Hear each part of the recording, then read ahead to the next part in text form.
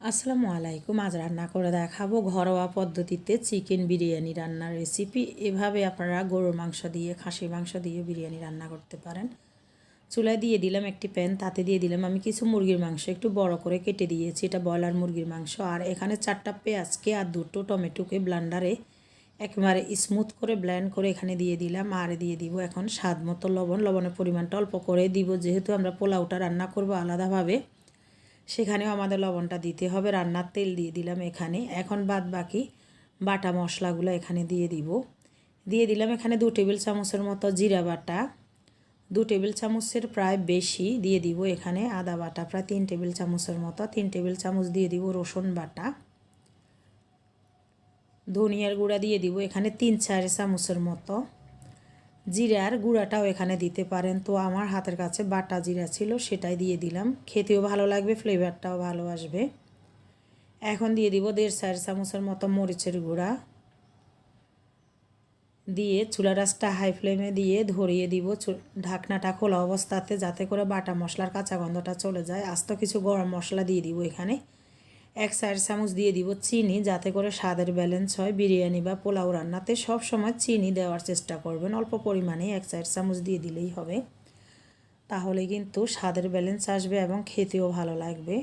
ঢাকনাটা খোলা অবস্থাতে হাই ফ্লেমে রেখে বেশ কিছু সময়টি জাল করে নিব। এখানে একটি টিপস দিই, যে কোনো বিরিয়ানি রান্নার সময় গরুর মাংস, খাসির মাংস, এটা আমি চিনি দিয়ে দিলাম, বা মুরগির মাংস দিয়ে রান্না করেন, মাংসটা যতটা ভালো করে রান্না করে নিতে পারবেন, সুস্বাদু করে বিরিয়ানির টেস্টটা ততটাই ভালো আসবে। এখানে আমি রাঁধুনি বিরিয়ানি মশলাটা ব্যবহার করব। এখানে আরেকটি টিপস দিয়ে, আমি 1 প্যাকেট বিরিয়ানি মশলা দিয়ে অনেকবার বিরিয়ানিটা রান্না করে থাকি। ঘরোয়া উপকরণগুলো তো আমি দিয়েই দিলাম।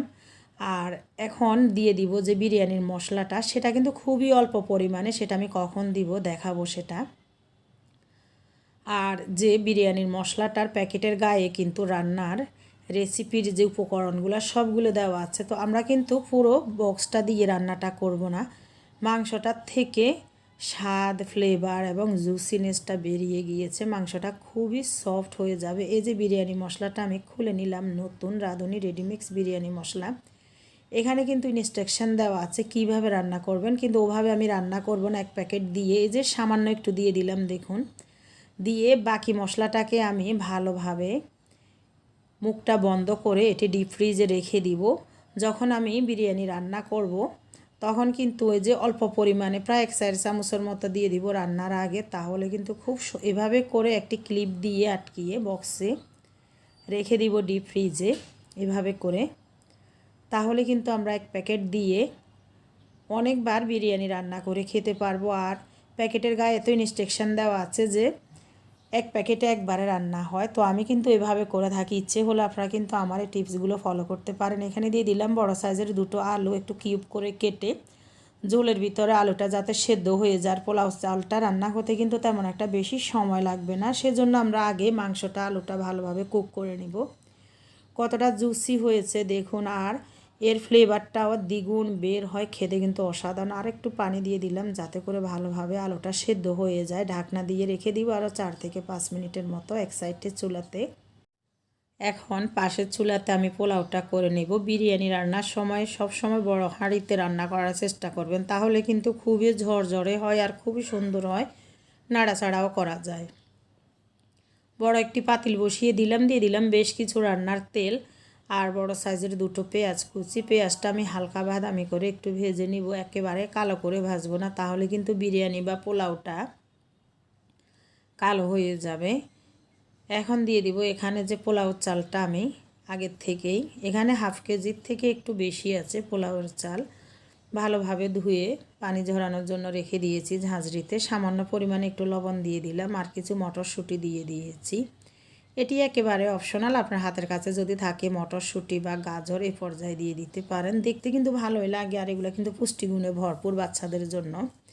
বিরিয়ানি রান্নাটা যতটা কালারফুল হয়, ন্যাচারালভাবে খেতেও ভালো লাগে আর দেখতেও ভালো লাগে। রং ব্যবহার না করে, কালার ব্যবহার না করে, এভাবে কিন্তু আপনারা মটরশুঁটি বা গাজর ব্যবহার করতে পারেন। এখানে আমি হাফ কেজি চাল রান্না করব, একটু বেশি, তো পানির নিয়ম হলো দ্বিগুণ দেওয়া। এখানে আমরা বিরিয়ানি রান্নাতে দ্বিগুণ দিব না, 1.5 গুণ দিব।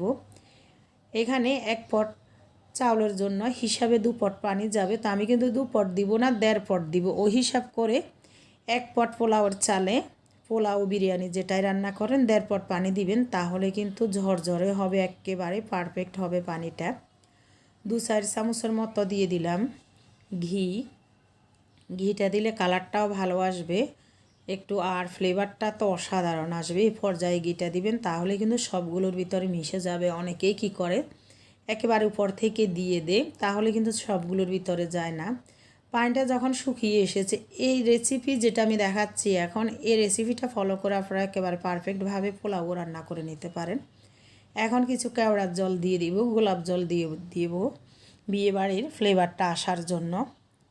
এভাবে প্রথমে আমি বলেছি এভাবে রান্না করলে কিন্তু আপনাদের পোলাও হয়ে যাবে। এই যে সাদা পোলাওটা হয়ে গিয়েছে ঝরঝরে, কতটা সুন্দর।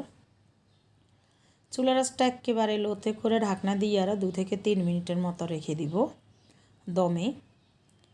এখন আমি কি করব, পাশের চুলায় যে বিরিয়ানির মাংসটা আমার রান্না করা আছে গরম গরম, একটু ঝোল সহ এটা দিয়ে দেওয়ার চেষ্টা করবেন।